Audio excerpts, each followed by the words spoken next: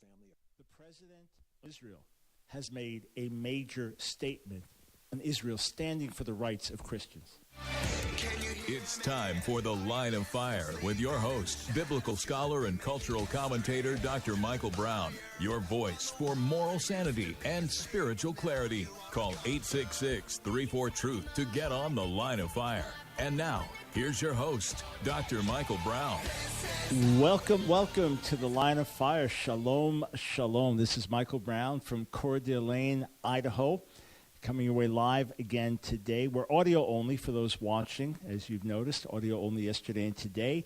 It is Thoroughly Jewish Thursday, which means any Jewish-related question you have of any kind whatsoever, by all means, give me a call, 866-34-TRUTH, 866-348-7884. That is the number to call, and a little bit later in the broadcast, we will get to your calls. I want to give a personal invitation to those who have responded harshly to my strong rebuke and denunciation of the vile anti-Semitism of Nick Fuentes. And you've posted ugly things. They did get taken down from our YouTube channel. We don't allow certain things that are going to be hate inciting, or if you are applauding threats to kill people, etc., that's going to get pulled from our channel, regardless of what side of the issue you're on. But call me. Tell me why you think I'm wrong. Tell me why you think that the proclamation of Christ as King and America first somehow justifies hatred of the Jews, or wanting to remove Jews from power, or saying that in a holy war we're going to triumph and they're going to die. Give me a call.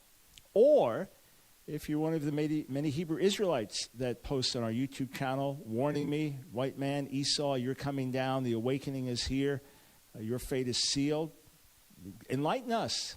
Give me a call. Oh, yeah, I will plainly tell you why you're wrong. I will plainly tell you if you're misusing Scripture or misusing the Lord's name, plainly, politely.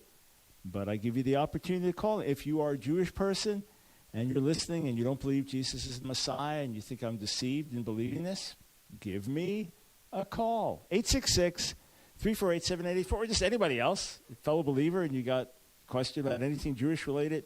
I love to take your questions and your calls. Okay, I do want to share with you a bit later in the show an extraordinary comment. It's typical of others, but an extraordinary comment upset with me for talking about a post-trib rapture, and it ties in with Early Jewish Thursday. It points to a larger deception in the body, especially in America. So I want to address that today. And let you know about some of the posts that we've gotten from supporters of Nick Fuentes, who, in the name of, quote, Christ is King, are supporting his holy war rhetoric, etc. So I'm going to share some of that with you. But here's where we're going to focus. We're going to focus on a major event that took place in Israel. Now, it's all over the news, not just Jewish news, Israeli news, but American news, world news, because of the significance of what happened and the public nature of it. And it's in harmony with a tweet earlier from Prime Minister Netanyahu some weeks back saying that Israel will never pass laws against the gospel of Christians, etc. So it's in harmony with that. But I found out about it first, before it was big public news. I found out about it first when someone I just met, actually Druze background. So Druze is related to Islam, but it's their own religion. It's very secretive. There's intermarrying within the community, meaning you marry fellow Druze. Exactly what they believe, some of the details are not widely known because it's been kept just, it's their thing. And Druze, probably the biggest Druze community in Israel, the one that I see when we go through their communities, for our tours, when we do a tour of Israel, and we early on in the tour go up on Mount Carmel in Haifa. Maybe it's in Haifa that there's the biggest community in Israel, but they're very loyal citizens. The men fight in the army, and if they live in Syria, they're loyal citizens to Syria. So they are loyal citizens in the countries where they are. They're an ancient community, 1,000+ years old, I think, in the Middle East.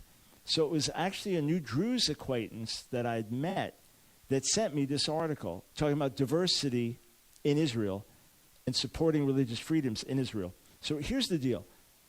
Everywhere there are bad apples. Agreed?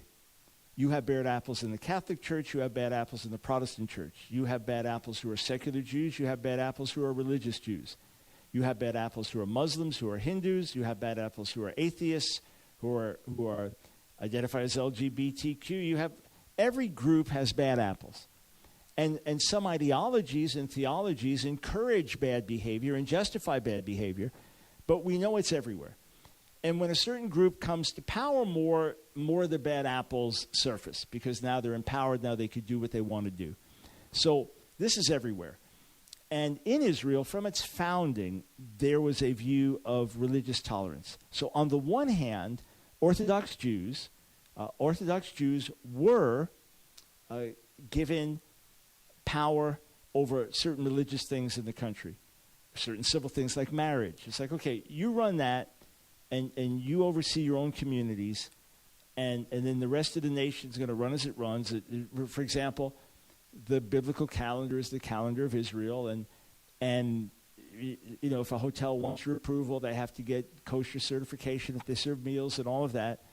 But otherwise, you know, a restaurant can serve what it wants to serve. If it's in Tel Aviv, it's a secular city, and wants to serve stuff that's not kosher, it can do what it wants to do. So there was certain religious authority and then certain freedom for the whole nation. And what's happened now as the country is going further and further to the right, and this is the most right-wing government under Prime Minister Netanyahu in the nation's history, and in that sense the most religious as well, that more conflicts are coming up. Along with that, more bad apples are surfacing. Now, there are two reasons. One reason is there are more. In other words, the Orthodox and ultra-Orthodox in particular are growing in numbers. And especially with young people, young men tend to fight more. Young men tend to be more rebellious.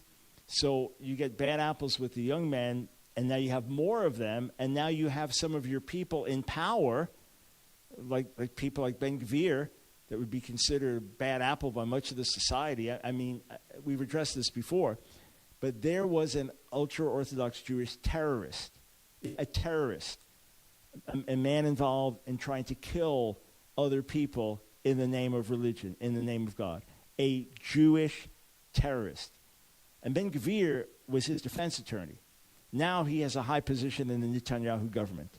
Okay, so that's why a lot of people are just fed up and upset, and the polarization is as deep as it is. All right?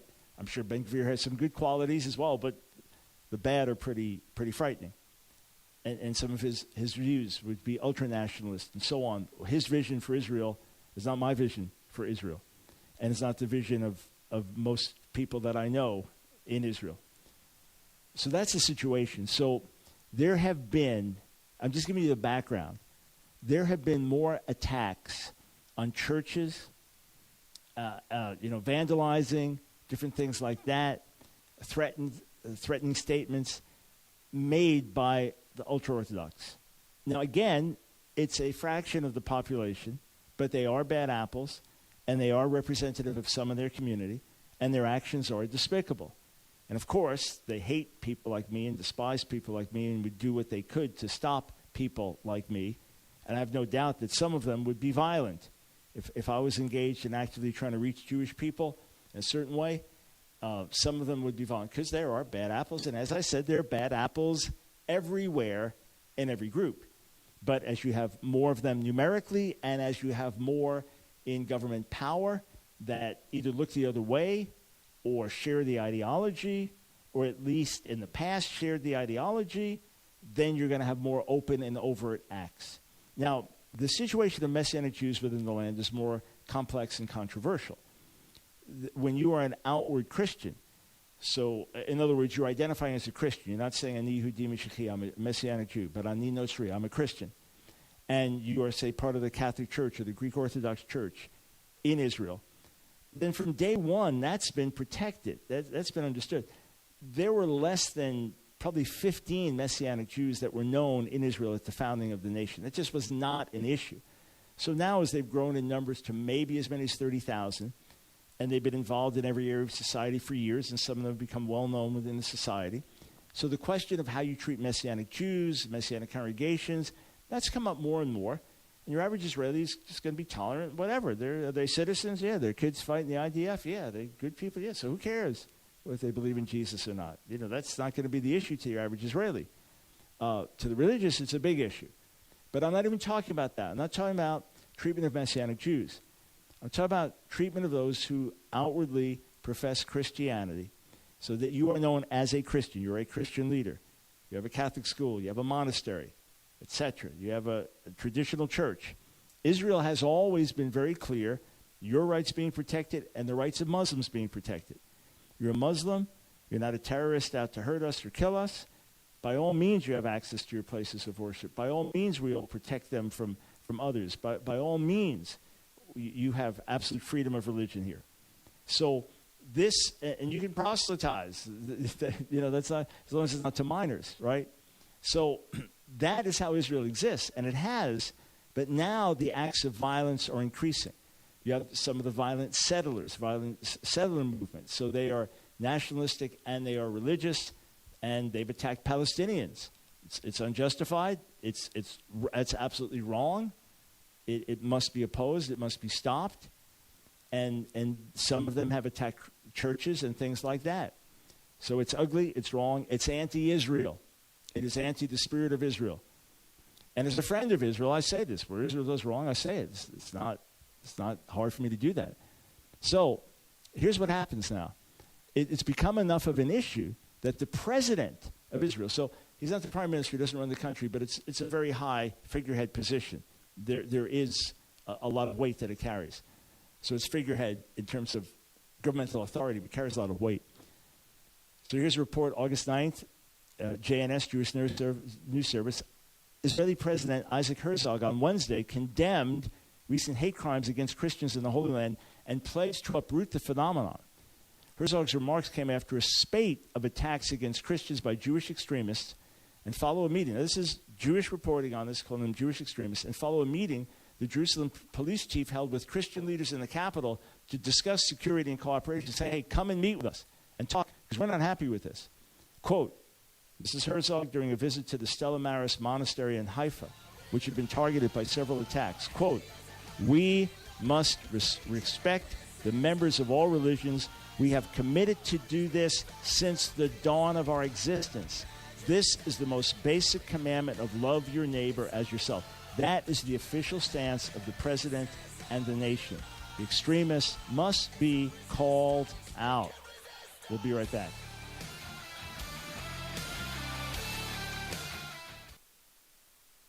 This is Michael Ellison, founder of Trivita Wellness.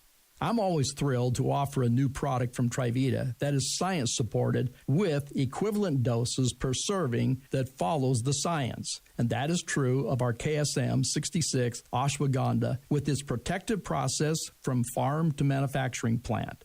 The KSM 66 has 24 published gold standard clinical trials in reducing stress, enhancing sleep, and increased vitality. In a recent Harris poll, 87% of Americans feel stressed. I know the effects of chronic stress. It happened to me a number of years ago, and I will never forget when the physician said, Michael, you must change the way you think about life and health, or you will have no quality of life and you will die a premature death. Now, I can assure you ashwagandha KSM 66 is in my daily diet. Trivita has a special offer of ashwagandha for you as listeners to the Line of Fire. If you buy one at $19.99, you will get one free. Plus, you'll receive your free new digital book, A Healthy Church Starts with a Healthy You, by Dr. Brown with your order. The message of Dr. Brown in this book, it rings clear in spiritual clarity. Dr. Michael Brown shares his own story of his journey to wellness, along with his wife Nancy, and they reveal 10 most important steps to a lasting life transformation. Whole body wellness is not a pipe dream. It is God's dream for you. To order, call 1-800-771-5584. Use promo code KSM66 and receive one bottle at $19.99 and get one free, along with your free digital copy of Healthy You. Or go to TRIVITA.com and use promo code KSM66. Call 1-800-771-5584. 800-771-50. It's The Line of Fire with your host, Dr. Michael Brown. Get on The Line of Fire by calling 866-34-TRUTH. Here again is Dr. Michael Brown.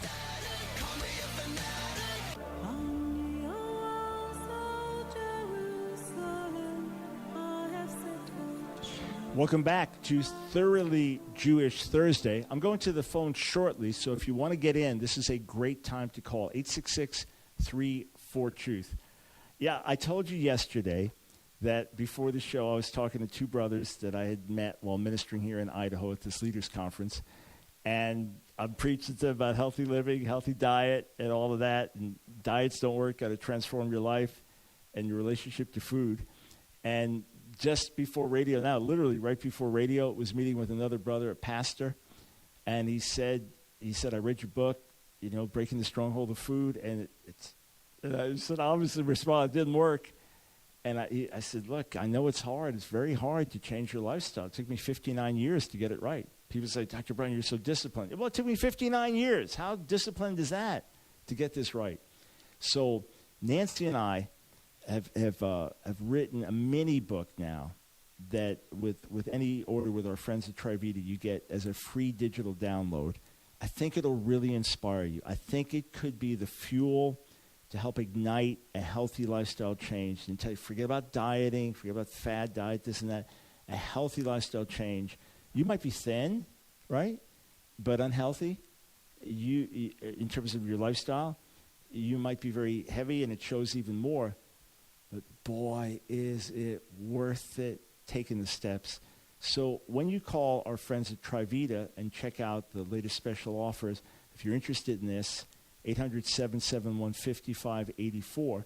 If you do call, 800-771-5584, be sure to ask with any order at all. You get special discounts, etc. You don't need to tell them it's from me because they know with your number when you call our number. But make sure you ask for the free digital download. Nancy and I really would love to get this book in your hands. That's why we wrote it, to give away free, this mini book. So please ask for it when you order, all right? 866-34-TRUTH. Before I go to the phones, let me finish reading to you what President Herzog said just the last 48 hours in Israel. I view this phenomenon of attacks on Christians, on churches, I view this phenomenon as extreme and unacceptable in any shape or form. This phenomenon needs to be uprooted, and I'm very grateful to the Israel police and the law enforcement agencies for taking this issue seriously. He said, we are committed to the story of the Christian denominations in the Holy Land, a special and unique story which has inspired people around the world, and not without reason, because here in the Holy Land, the three great monotheistic religions emerged, and we must do everything so that the common life continues together. The article says the hate crimes are an aberration in the only state in the region where the Christian population is steadily growing, while Christians in other countries are persecuted and under religious duress. Herzog said, my message is both internally to all Christians as citizens of Israel and to all the dwellers and worshipers from all over the world. The Christian communities are safe and sound and protected and thriving in the Holy Land. The Israeli police is engaging in an array of activities to eradicate the incidents and trends that affect the sense of security for all of us. We are here to reassure you of that and to offer any assistance that may be required. Jerusalem District Police Chief Doron Turgeman said, we will continue to work to safeguard the peace and security of people of all faiths and denominations. Strengthening cooperation and addressing hate crimes remain top priorities. And the leader, Father Jean-Joseph Bergera, the abbot of Stella Maris Monastery, thanked the Israeli police and Haifa Mayor Einat Kalish Rotem, quote, and everyone who has expressed support not only with words but also with very clear actions against all these phenomena on behalf of all the Christian denominations here in Israel. He said we need to work together to encourage our dialogue, our solidarity, and our brotherhood because we belong to the same country and live in the same places. We want to live together in peace and harmony. Thank you for your cooperation and support. We are all children of the same God. Good for Israeli leadership for doing that. And they need to call out just as clearly where there has been settler violence against the local Palestinian population. They need to call that out just as clearly and decisively. So In Israel, the fact is, if you go to any other Middle Eastern country, the Christians within Israel thrive compared to in the other countries. I mean, the liberties Christians have in Israel, you put that in Saudi Arabia, no, it doesn't happen for a split second. You put that under Hamas in Gaza Strip, it doesn't happen for a split second. You put that in Syria, it doesn't happen for a split second. So the liberties are great, and the Christian communities comparatively are thriving. You say, but what about like in Bethlehem, where Christian communities have gone down so much and they blame Israel and the wall? Now I blame the Palestinian Authority there, plainly. I blame the Palestinian Authority and the influence of Islam for what's happened to the Christians within Bethlehem. I don't blame the Israeli government for that. And thankfully, the Israeli government is committed to freedom of religion for Muslims, Jews, and Christians.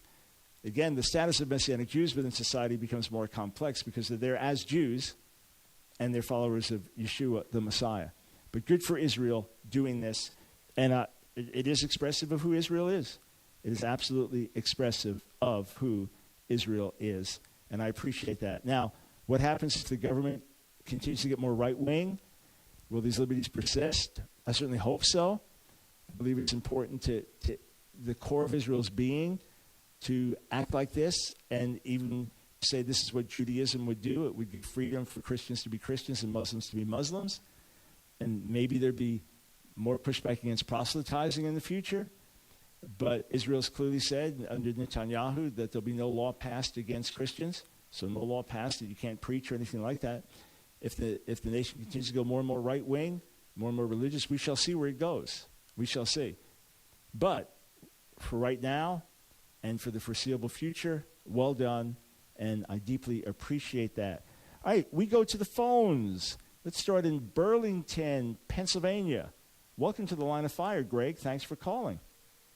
Hey, Dr. Brown, I am so excited to talk to you. Great. That's awesome. You told me not to have it on your phone. There, is that better?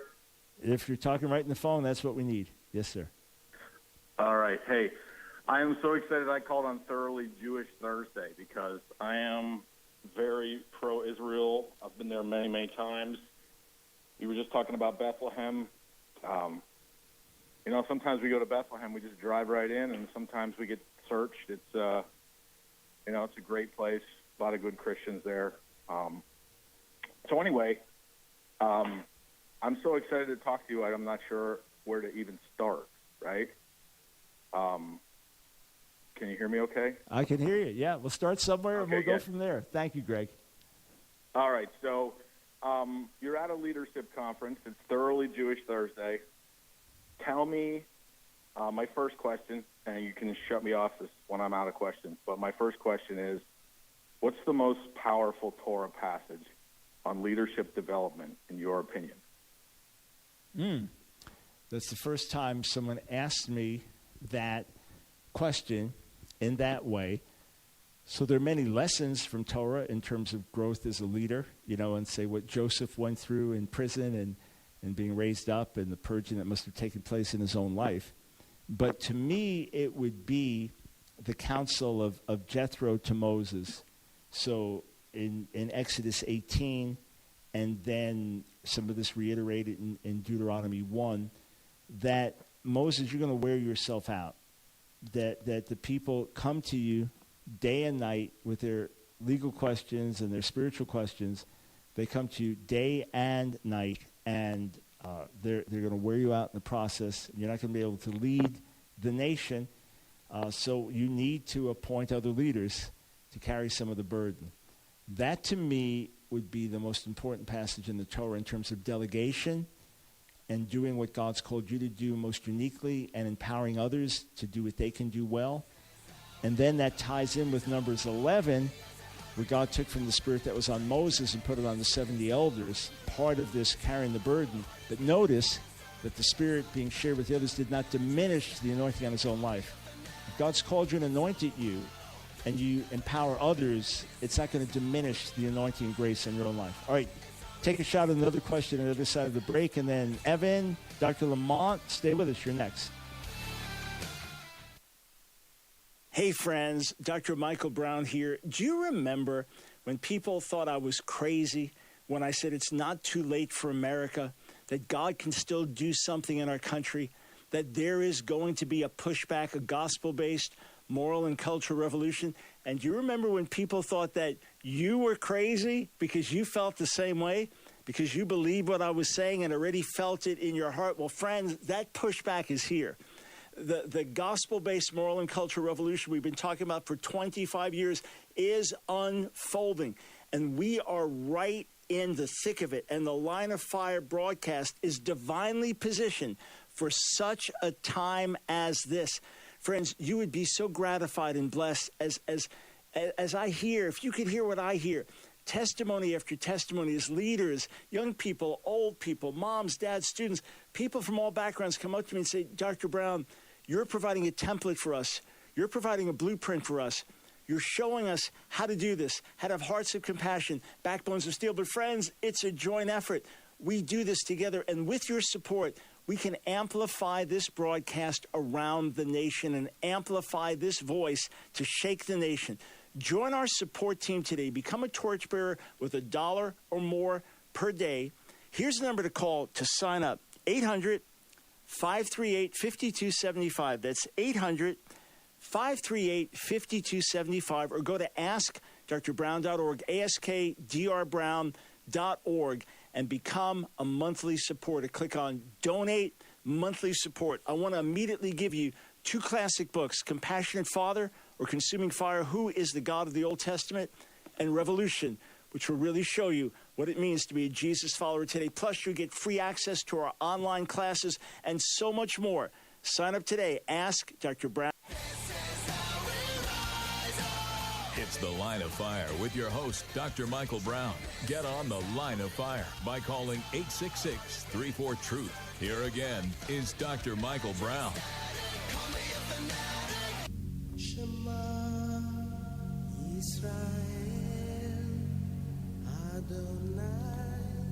Thanks for joining us on The Line of Fire, 866-34-TRUTH. It is Thoroughly Jewish Thursday. Boy, I just got this headline sent to me by my colleague Igal, who works in our ministry, professor and Old Testament scholar, and he answers a lot of the Jewish theological questions sent in. It's about Yeshiva University in New York City. Yeshiva University opens MA program for Christians. Fascinating. The course quote will break down barriers and promote dialogue between Jews and Christians as we witness people from different faiths sitting with each other, learning about each other's faiths, and recognizing their common humanity. Set in the Bernard Ravel Graduate School of Jewish Studies, the 8 members of the first class will study biblical Hebrew, Jewish history, Bible, post-biblical literature, and attend a course on Jewish-Christian relations. Fascinating. Very, very interesting to see that. Okay, 866-34-TRUTH. We go back to Greg in Burlington, Pennsylvania. All right, go for it. You got one more question, so give it a good one. All right, Thoroughly Jewish Greg. One thing I did want to tell you is I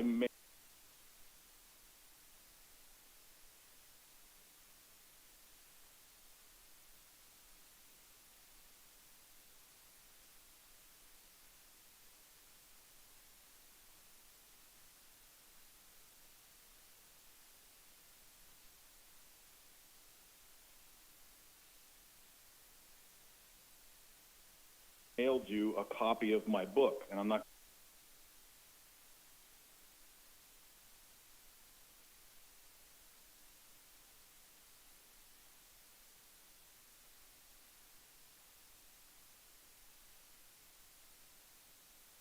So it's important, and I know you wrote it as an author. I know how big that is.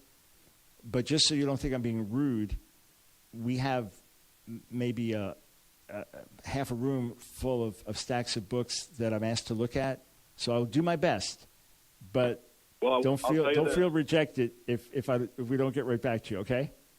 In the history of Christianity, as far as I can tell, nobody's written on what I've written on. So anyway. Got it. All right, I will look for it. Thank you, sir. All right. Zechariah 10:4. Yeah. I can read it if you want me to. Well, just read it for everyone to hear. Go ahead. It says, Zechariah 10:4 from the New American Standard Bible, from them will come the cornerstone, speaking of Judah, from them the tent peg, from them the bow of battle, and from them every ruler, all of them together, right? Yep. So the cornerstone is a picture of Christ. He refers to himself as the cornerstone, the stone the builder rejected. Yep. Do you have an opinion on the imagery of the tent peg?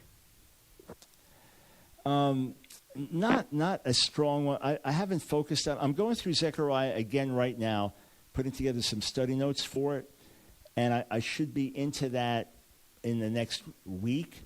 So here's what I'm going to do. So I'm looking afresh at a lot of passages in Zechariah, in particular for an emphasis on messianic prophecy and things like that. So what I will do is between now, God willing, between now and next week's show, which I should be doing live from Colorado, if I'm correct, I will give it more thought. We could set the rabbinic views, and then give you my answer to that after reflection. Okay. Well, the answer is in my book, The God Picture, and okay. if you read it, I would absolutely love to have a conversation with you about it. All right, got it. All right, I appreciate that very much, and appreciate the call and the enthusiasm, man. And I Keep doing promise. what you're doing, brother. I love. We're you. going for it. The nation of Israel. I'm totally stoked to be part of your community. Awesome, man. Well, God bless you, Greg. Thank you. All right, 866-34-TRUTH. Let us go to Evan in New York City. Welcome to the Line of Fire. 1 second, I'm sorry. Yeah. Hi, Dr. Brown. It's an honor to meet, not meet you, but talk to you, and God bless, of course. Thank you. Before I get to my question, I've been thinking a lot. I'm not Jewish, but I looked at your videos about answering Jewish objections to the Messiah, and I don't know if you've heard of this organization. Do you know One for Israel? Sure, of course, very well. So I'm sure as you know, they post videos in like Hebrew and Arabic, and as a suggestion, like maybe you'd consider like putting those videos, like giving them to One to Israel to post in Hebrew or with Hebrew subtitles, or maybe something similar for like Muhammad in the Middle East, because they also have Arabic. No, I very much appreciate that. Just for your info, when One for Israel got started, the leaders asked me, could they take my 5 volumes, break them down in their own words into small Hebrew segments, and use my material to then begin to answer. So they did it in conversational ways. Publisher approved it. So that's how it started. A lot of their material borrowed mine, but then they put it. So a lot of stuff is out in Hebrew, but without my name. And then Shalanu TV, which is digital so it's in Hebrew for Israelis and for Arabs as well. So they have a lot of my material, and what they actually do, they have an Israeli brother, Reuven Doron, who basically says we're taking Dr. Brown's material, but it's all him presenting it in Hebrew, so it's without me using captions. And then we have some of this series that has been captioned in Hebrew, as well as some of my videos answering the rabbis like Tovia Singer. We're getting captions in Hebrew for that, and some of them in Russian as well. And I recorded about 26 outreach videos for Sid Roth, who owns Middle East TV, and all of those have Hebrew captions. So so it's not just Hebrew captions, but they're all getting out in Israel.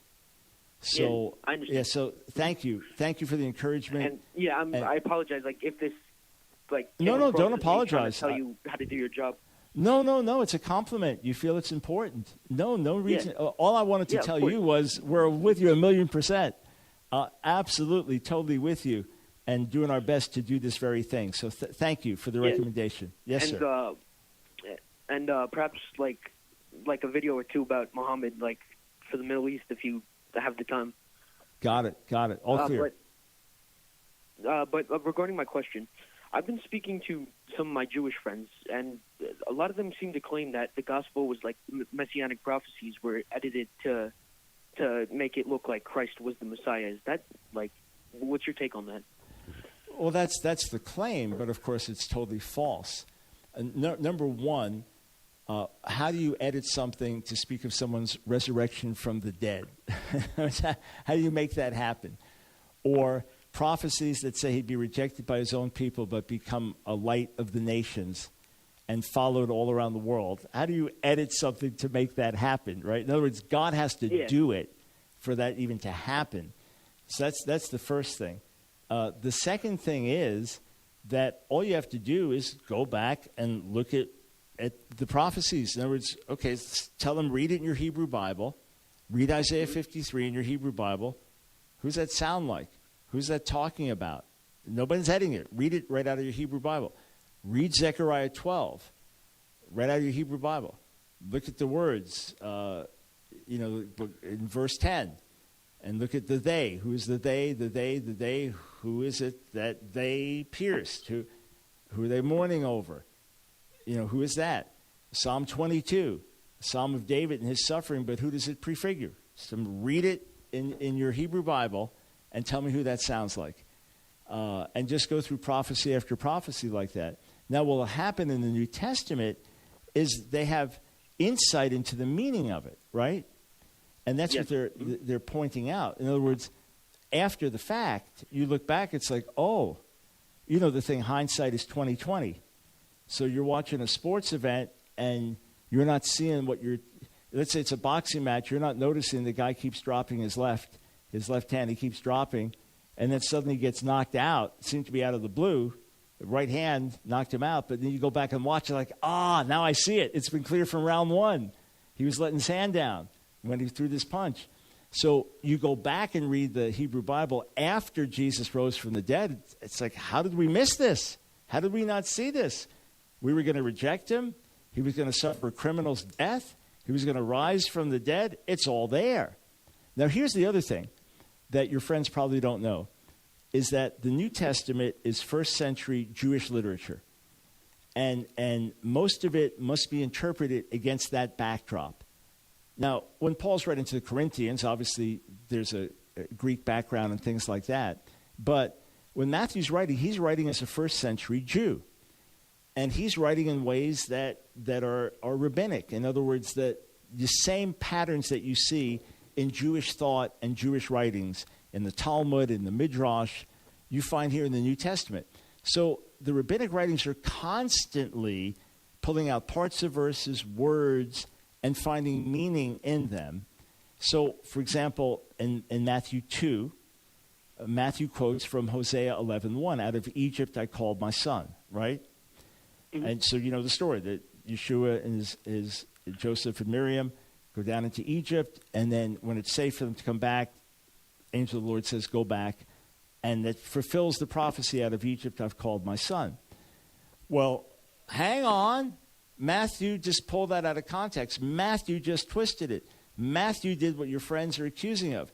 He's rewriting it to make it into a prophecy, whereas if you go back to Hosea 11:1, it says, when Israel was a child, then I loved him, and out of Egypt I called my son, but the more I called, the more he rebelled. It's about Israel in ancient Egypt, 1,500 years or 1,300 years before the time of Jesus, and it's about Israel's rebellion and idolatry. It's not a prophecy. Yeah, Matthew knows that, and his readers know that. They know the verse by heart, presumably. No surprise. Anyone can look it up if they don't know it in the synagogue, or ask someone who knows it by heart. He's saying, just as it happened to Israel, God's son, B'ni B'chari Yisrael, Israel's my son, my firstborn. Just as it happened to Israel in Egypt in its infancy, and Israel was God's son called out of Egypt, the exact same thing happens to the Messiah, God's greater son. The parallel between, as it happened to Israel, it happened to the Messiah. As it happened to David, it happened to the Messiah. This is exactly the type of stuff you'd find in Jewish literature of the first few centuries. So Matthew is reading the Hebrew Bible like a first century Jew, but in light of the Messiah coming into the world. Volume 4 of my series, Answering Jewish Objections to Jesus, takes on all these different questions, and it is some of the things that I cover in the different videos. Check out realmessiah.com, Messiah.com. I think you'll find that helpful. God bless you, Evan.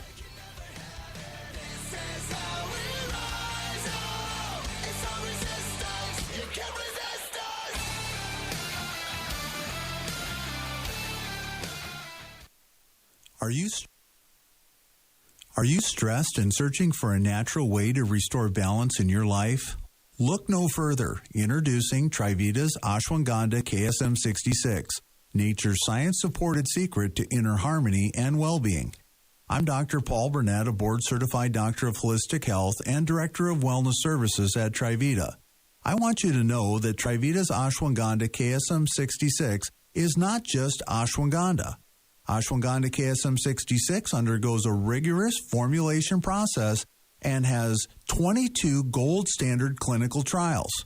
Trivita's Ashwagandha KSM 66 adaptogenic properties assist your body in adapting to stress, reducing fatigue, and restoring your natural balance. Ashwagandha's KSM 66 is shown to support cognitive function, mental clarity, and focus, and is shown to promote deep and restful sleep, so you can wake up feeling rejuvenated and ready to take on the day. Trivita has a special offer for you, the listeners of Dr. Brown's Line of Fire broadcast. Buy one 30-day supply of Trivita's Ashwagandha KSM 66, and you will receive an additional 30-day supply for free. Plus, you will receive a free digital copy of Dr. Brown's new book, A Healthy Church Starts with a Healthy You. Don't wait any longer. Join countless others who have discovered the benefits of Trivita's Ashwagandha KSM 66.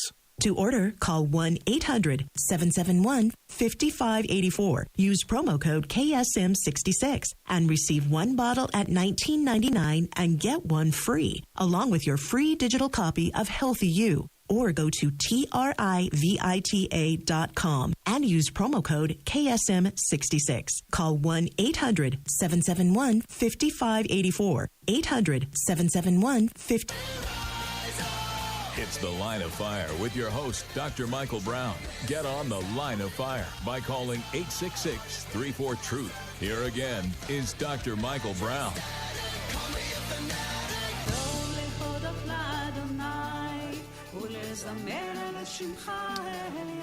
Welcome back to The Line of Fire, Thoroughly Jewish Thursday. Michael Brown, so blessed to have this time with you.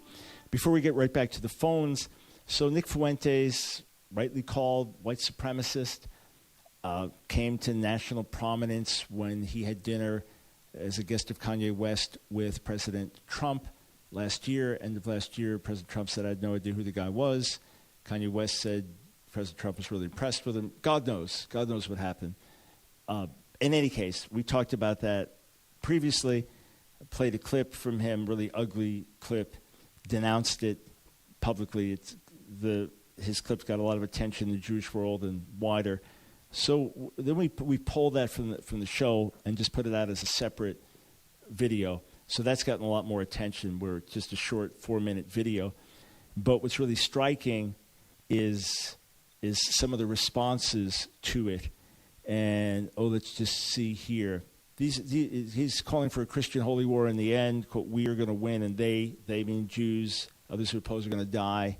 I mean, vile stuff, dangerous stuff. May the Lord bring Nick to repentance and salvation. But here are some of the responses to it on our YouTube channel. Of course, we pulled these because he's talking about Jews dying in a holy war, so that they will lead. So that's not going to stay on our channel. America's a Christian nation. I agree with Nick. Nick's show brought me back to Christ and to his church. Without Nick, I would have been lost in the fog of agnosticism. God bless Nick and America first. I love everyone, but some beliefs are not to be tolerated, meaning Jewish beliefs. Tolerance is not a Christian virtue. Wait, is being a stranglehold to people who deny Jesus Christ's divinity a good thing for America? Stop playing the victim, Michael. He's talking about the fake Jews of Revelation, chapter 2 and chapter 3. Snap out of the witchcraft. Peace. Dr. Brown is a vicious anti-white Jewish supremacist. Jews deserve all they get for the war on whites they started. We support Nick Fuentes against the synagogue of Satan. This country should be governed by confessors of Christ, not by blasphemers. Christ is king, America first. This is supporting all comments posted supporting this vile white supremacist anti-Semitism. What's really striking, and I've said this many times, is that supremacist groups like Black Hebrew Israelites on the one side, white supremacist groups on the other, So black supremacists among radical Hebrew Israelites. I know not all Hebrew Israelites do this, but black supremacists among radical Hebrew Israelites, white supremacists, they have in common their hatred of Jews and even calling us fake Jews. It's quite enlightening. All right, let us go over to Dr. Lamont in Lansden, Pennsylvania. Thanks so much for calling the Line of Fire. Hey, thank you, Dr. Michael Brown, and it's a pleasure being on your broadcast. Thank you, sir. Listen, I'm going to be very brief. Can you hear me? I hear some. Yeah, I can hear you. Okay, very good. By way of testimony, and I'm glad you brought that information up about the guy Fuentes. Yeah. I recently made a video that is gaining traction, and it converted 3 Jews. It brought 3 Jews to Christ that I just didn't believe it was possible. And the title of the video is "Everyone Wants to Be a Hebrew Until the Holocaust." And it's on YouTube, and my YouTube handle is Deep Thought Now. Okay. It debunks the Revelation, the synagogue of Satan, and it debunks every theory against Israel. And the deep thing is, I've had no pushback, because you can't push back on this. Not that I'm raising myself, but it is a must. And in these last days, it is given clear empirical evidence who the land belongs to, who are the Jews that God is talking about, and all the other destructive heresies that come with it. I give a historical narrative, and it's really catching fire. To the extent I don't believe I can go to the homeland unprotected right now. All right, so hang on. So everyone wants to be a Hebrew? Everyone wants to be a Hebrew until the Holocaust. Okay, I got it. I see it. Yeah, it totally debunks. I actually shout you out and other Jewish supporters out. And the key thing is when the Bible said, "I'll bless those that bless them, and I'll curse those that curse them." Yeah. Just really quick, my sister tried to commit, I would say, suicide 5 times this year because she's on dialysis. And every time I've seen her, she lives above me. She says, "Lamont, I'm done. I'm not going back." So that's like, if you don't have 3 days of dialysis, you die. Well, I told the Lord that I'm going to do this video. It's been in my heart for 2 years, but I said, now I'm going to do it. And, I said, I just told the Lord in my casual way, well, only thing I need is for you to bless my sister. Right after I did the video, the Lord is my witness.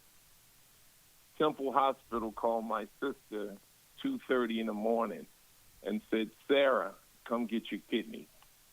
Are you serious? Come on, Sarah, come get your kidney. Moreover, I'm an educator. I needed some money for my school. I have an adult education program. That same day, I received a $30,000 grant. The same day. Everybody wants to be a Hebrew until the Holocaust. It vindicates the Jews. You cannot be a Christian and come against the Jews. It's an impossibility. First, I rejoice for your sister and the whole story. Just praise God for his goodness and intervention. And if I was in your shoes, I would absolutely see this as divine confirmation for me doing the right thing.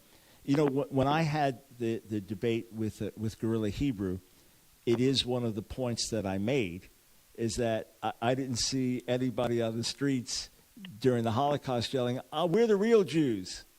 Come on, we're the real Hebrews. We're the real Jews."